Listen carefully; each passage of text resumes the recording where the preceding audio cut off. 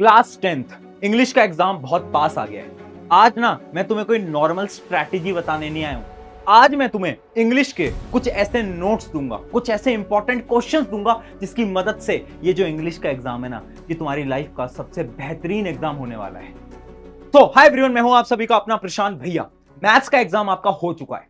अब बहुत सारे ऐसे स्टूडेंट का एग्जाम बहुत अच्छा गया, कुछ ऐसे भी बच्चे हैं जिनका मैथ्स का एग्जाम उतना अच्छा नहीं गया। एक्सपेक्टेशंस तुम्हारी बहुत हाई थी, लेकिन कुछ रीजंस की वजह से एग्जाम उतना अच्छा नहीं गया और नंबर अब कम आ गए और अब तुम डीमोटिवेटेड हो रहा है ना। पहली चीज देखो यार, एक बहुत प्यारी लाइन है ना कि कल की चिंता करके कोई फायदा नहीं है। कल क्या हुआ उससे कोई फर्क नहीं पड़ता और ना ही हम उसको बदल सकते हैं। हम लेकिन आज की चिंता कर सकते हैं। अब ये जो मैथ्स का गुस्सा है ना, ये जो तुम्हारे अंदर भरा पड़ा है ना कि यार मैथ्स का एग्जाम अच्छा जाना था बट उतना अच्छा नहीं जा पाया, उस गुस्से को इंग्लिश के पेपर में निकालो। इंग्लिश का पेपर अपने जीवन का सबसे बेहतरीन पेपर देकर आने की जिम्मेदारी अब तुम्हारी है। इंग्लिश फोड़ने की जिम्मेदारी तुम्हारी है। वो जो वादा तुमने खुद से करा है ना, मार्क्स अच्छे लाने का, अरे एक पेपर बिगड़ जाने से मार्क्स पे कोई फर्क नहीं पड़ता। ये जो पेपर है ना, अगर आगे के पेपर तुमने सीरियस होकर दिए तो चीजें बैलेंस में आ जाएंगी। और इसी वजह से आज तुम्हारे प्रशांत भैया तुम्हारे साथ खड़े हैं, ठीक है। इंग्लिश के पेपर की स्ट्रैटेजी, इंपॉर्टेंट क्वेश्चन सब कुछ लेकर आया हूं। थोड़ी वीडियो लंबी होगी, लेकिन मैं गारंटी से बोल रहा हूं ये अगले 15 मिनट तुम्हारी इंग्लिश की प्रिपरेशन को बहुत खतरनाक लेवल पे ले जा सकते हैं। सबसे पहले स्टार्टिंग से स्टार्ट करते हैं। जितने भी तुम्हारे दिमाग में डाउट आ रहे हैं ना, अटेम्प्ट कैसे करना है पेपर, सारे डाउट्स को आज क्लियर कर दूंगा। पहली चीज, इंग्लिश में 4 सेक्शन होते हैं, वैसे होते तो 3 ही है बट बेसिकली 4 सेक्शन है। एक होता है रीडिंग, फिर सेकंड सेक्शन होता है grammar plus writing and third section होता है लिटरेचर। अब आपको भी पता है कि सबसे इंपॉर्टेंट लिटरेचर होता है, बट मैं ना एक एक पॉइंट आउट करता हूं गलतियों को। अगर मैं बात करूं रीडिंग सेक्शन की, तो मैंने यहां पर एक टर्म लिखा है, नंबर कटने वाले हैं। मैं तुम्हें आज बता रहा हूं, अगर तुमने बचे हुए समय के अंदर रीडिंग सेक्शन की प्रैक्टिस नहीं करी तो नंबर कटेंगे। क्यों कटेंगे? क्योंकि पिछले 2 साल से अगर तुम इंग्लिश का पेपर देखोगे तो ये जो रीडिंग सेक्शन है ये टफ आ रहा है। हाँ, आज से 2 साल पहले बहुत इजी आता था, सबके नंबर फुल आ जाते थे, लेकिन अब ना क्वेश्चन टफ आ रहे हैं, पैराग्राफ टफ आ रहे हैं, जिसको पढ़ के समझ के आपको क्वेश्चंस का आंसर देना है। फिर हम इसको अटेम्प्ट कैसे करेंगे वो डिटेल में मैं आपको स्ट्रैटेजी बताने वाला हूं। दूसरी चीज, ग्रामर की बात करूं तो यहां पर मैंने लिखा है मोस्ट स्कोरिंग। अरे भैया, यहां पर ना नंबर मिलते हैं। ये सबसे इजी और सबसे स्कोरिंग सेक्शन है। कैसे तैयारी करनी है इसके बारे में हम बात करेंगे। फिर आता है राइटिंग। राइटिंग में एक लाइन लिखी हुई है, टाइम मैनेजमेंट। राइटिंग प्रैक्टिस करके जानी है और टाइम मैनेज करना सीखना है। कैसे सीखोगे वो भी हम बात करेंगे। लिटरेचर, लिटरेचर में जो एक्सट्रैक्ट बेस्ड क्वेश्चन है वहां पर तुम फंसोगे, और पेपर प्रेजेंटेशन अगर तुमने अच्छे से नहीं करी वहां पर भी तुम फंस सकते हो, नंबर तुम्हारे कट सकते हैं।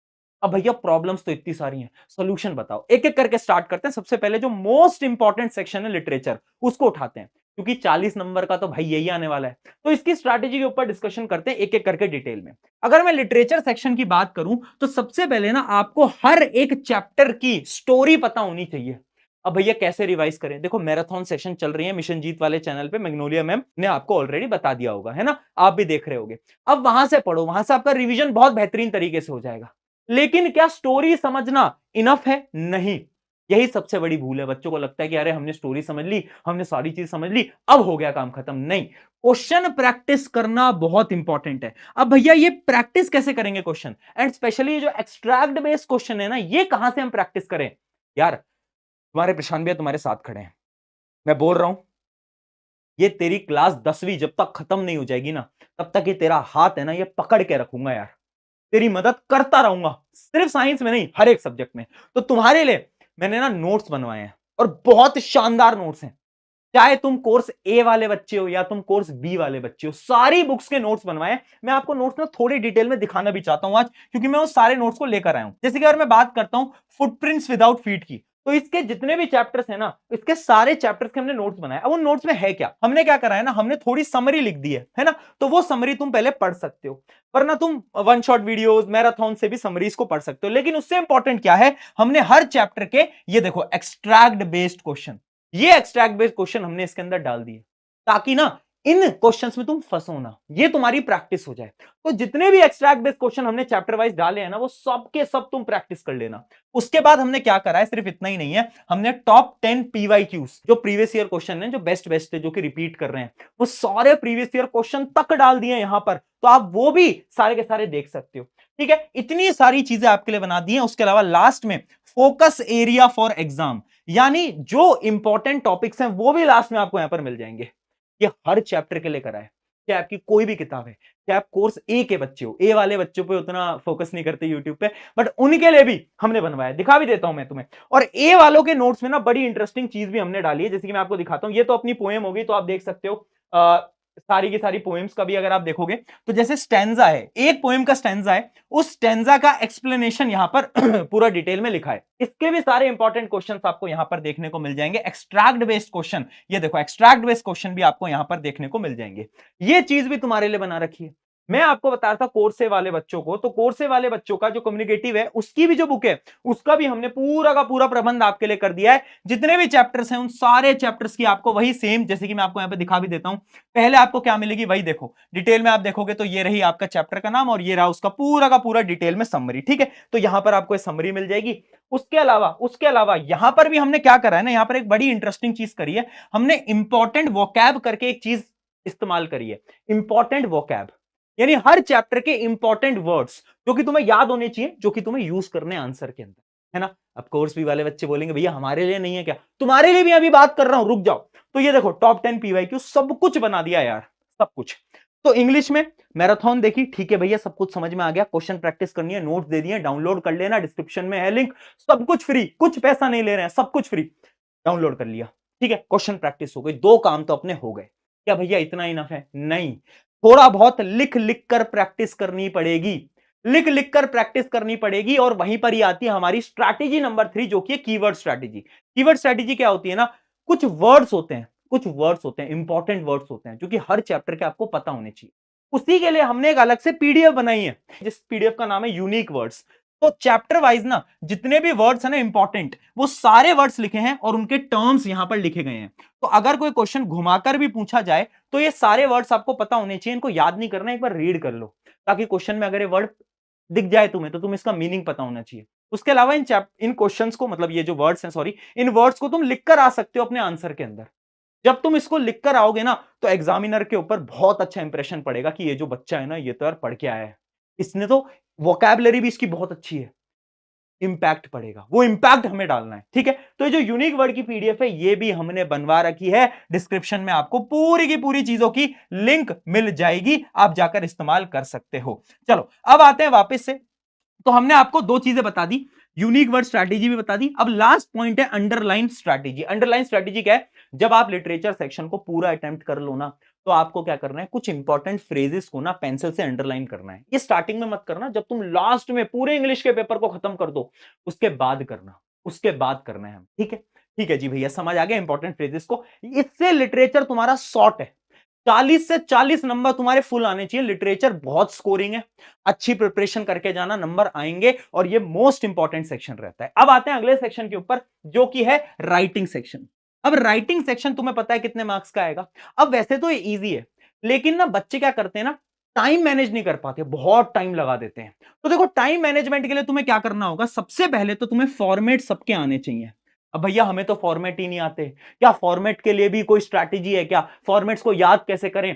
अरे सुनो, तुम्हारे लिए एक चीट शीट बना रखी है, इसके अंदर लेटर, एनालिटिकल पैराग्राफ के जो इंपॉर्टेंट फॉर्मेट्स है ना वो बना रखे।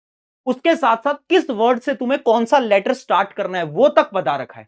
इंट्रोडक्शन जो लाइंस होती है ना, जो बहुत इंपॉर्टेंट होती हैं, वो भी बता रखी है। उसकी भी मैं एक बार पीडीएफ आपको यहां पर दिखा देता हूं। जैसे कि अगर आप देखोगे ये है टाइप ऑफ फॉर्मल लेटर। देखो फॉर्मल लेटर के कितने टाइप होते हैं, और यहां पर मैंने कुछ खास लाइन लिखी है कि अगर लेटर टू एडिटर है तो आपको स्टार्ट कैसे करना है, अगर कोई और लेटर है तो आपको स्टार्ट कैसे करना है, पैराग्राफ 1 में क्या करना है, पैराग्राफ 2 में क्या करना है, ऐसा सब कुछ लिखा है। कंप्लेंट लेटर है तो उसमें क्या करना है, सारे टाइप के लेटर्स में हमने करा है। उसके बाद आपको कुछ लेटर्स मैंने प्रैक्टिस करने के लिए भी दिए हैं।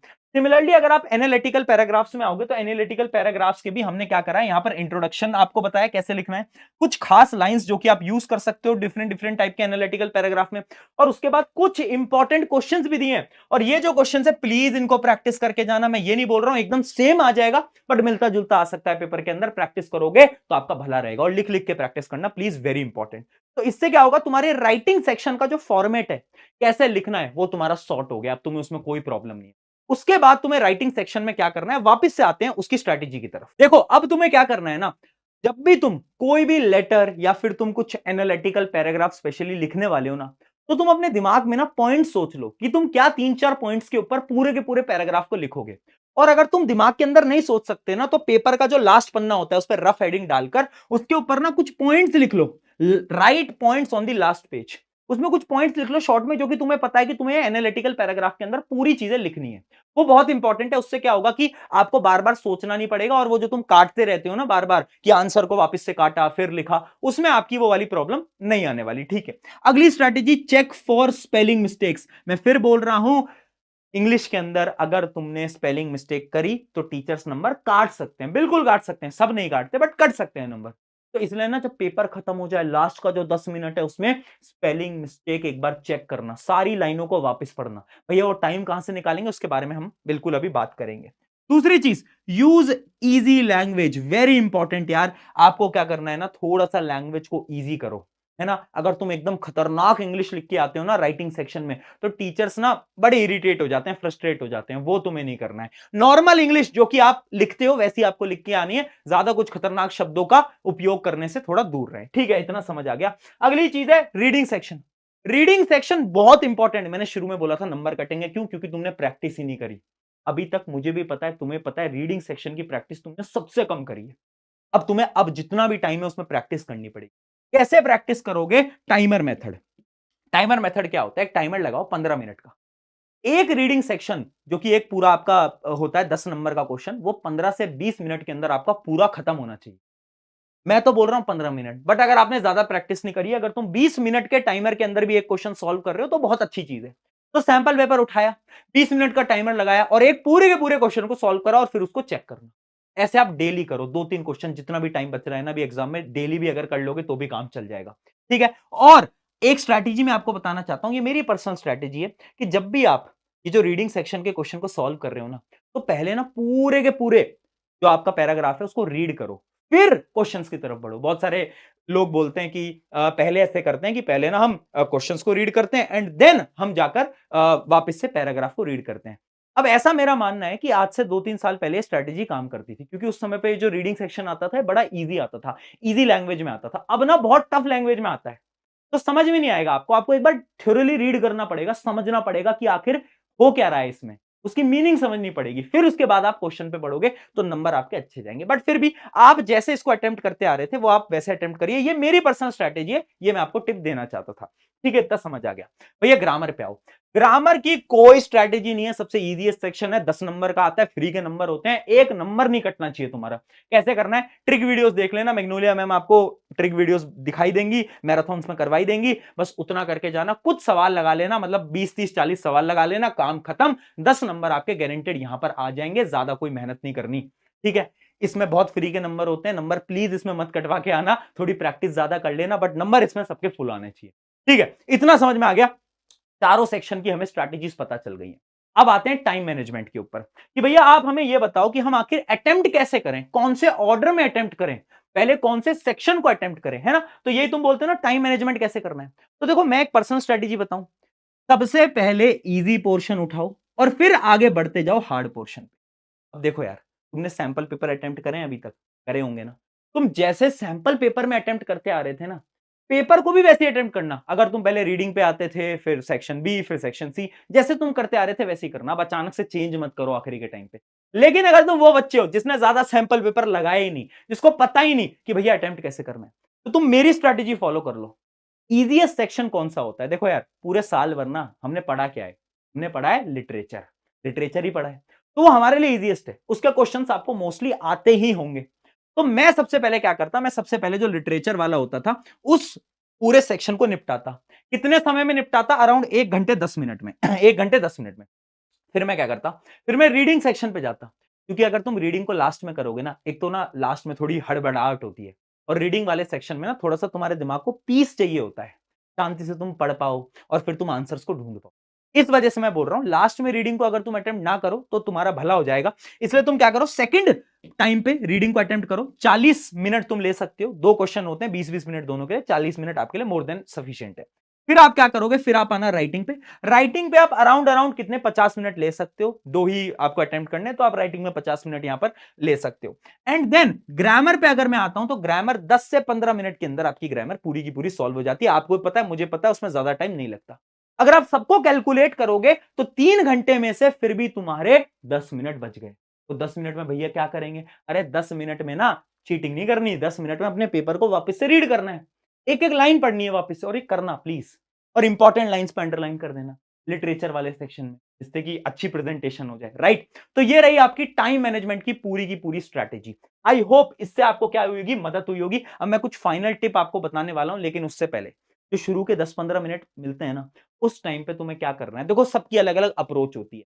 मैं क्या बोल रहा हूं कि वो जो और वाले क्वेश्चन होते हैं ना, और वाले की ये वाला अटेम्प्ट करूंगा, ये वाला, उनको एक बार रीड कर लो और अपने क्वेश्चन को सेलेक्ट कर लो कि हाँ मुझे यही वाला अटेम्प्ट करना है, मुझे वो वाला अटेम्प्ट ही नहीं करना, ताकि जब आप उस क्वेश्चन पे आओ तो आपको पता हो कि आपको कौन सा अटेम्प्ट करना है। वो बहुत इंपॉर्टेंट है ना। बाकी कुछ बच्चे ये भी करते हैं कि जो बच्चे पहले रीडिंग सेक्शन को अटेम्प्ट करते हैं, तो जो रीडिंग का पैराग्राफ होता है उसको वो पूरी तरीके से रीड कर लेते हैं। तो आपके ऊपर डिपेंड करता है, जैसे आप अटेम्प्ट कर रहे हो उस अकॉर्डिंग आप स्ट्रैटेजी को फॉलो कर सकते हो, ठीक है। अब इंपॉर्टेंट टिप्स ध्यान से सुनना। पहली चीज, रीड क्वेश्चन केयरफुली, सारे सवालों को ध्यान से पढ़ना, स्पेशली जो रीडिंग पोर्शन है उसमें ना थोड़ी सी टफ इंग्लिश होगी, डरना नहीं है, घबराना नहीं है, अभी बता रहा हूं, हाँ इंग्लिश टफ होगी लेकिन डरना नहीं है। अगर एक दो बार रीड करोगे समझ आ जाएगा क्वेश्चन, बिल्कुल नहीं घबराओगे। दूसरी चीज, stick to the word limit, please word limit तक स्टिक रहा करो। लिटरेचर में अगर 100 या 120 वर्ड्स लिखे हैं ना, तो इसका मतलब होता है एक पेज। अगर तुम दो दो तीन तीन पेज भर रहे हो ना भाई, तो फिर टीचर नहीं पढ़ने वाला उस आंसर को, समझ रहे हो ना बात को। दूसरी चीज, अंडरलाइन इंपॉर्टेंट फ्रेजेस, मैंने आपको बता चुका हूं, इंपॉर्टेंट जो लाइंस होती हैं उनको अंडरलाइन कर देंगे। Recheck word and spelling, last में रीचेक करेंगे। And never leave any question, last में अगर टाइम बच जाए, वैसे टाइम इंग्लिश के पेपर में उतना बचता नहीं है, बट अगर बच जाए तो प्लीज क्या करना है, अगर कोई क्वेश्चन आपका बच रहा है तो भी उसको अटेम्प्ट करो, जो समझ आ रहा है लिख कर आओ प्लीज। फॉर्मेट के भी नंबर होते हैं इंग्लिश के अंदर, तो कुछ भी छोड़ के नहीं आना है हमें, है ना। तो जाओ इंग्लिश का पेपर देकर आओ, और एक चीज याद रखना, इंग्लिश का पेपर जैसे ही तुम्हारा खत्म होता है, प्रशांत भैया ना तेरे साथ खड़े हैं। 21 तारीख शाम को, 22 तारीख शाम को, 23 तारीख शाम को, 24 तारीख शाम को, और 25 फरवरी सुबह 4 बजे साइंस का गेम ओवर। मुझे बाकी चीजें बोलने की जरूरत नहीं है, आप अपने सीनियर से पूछ लेना, ठीक है। मुझे बाकी चीजें बोलने की जरूरत नहीं है, ठीक है।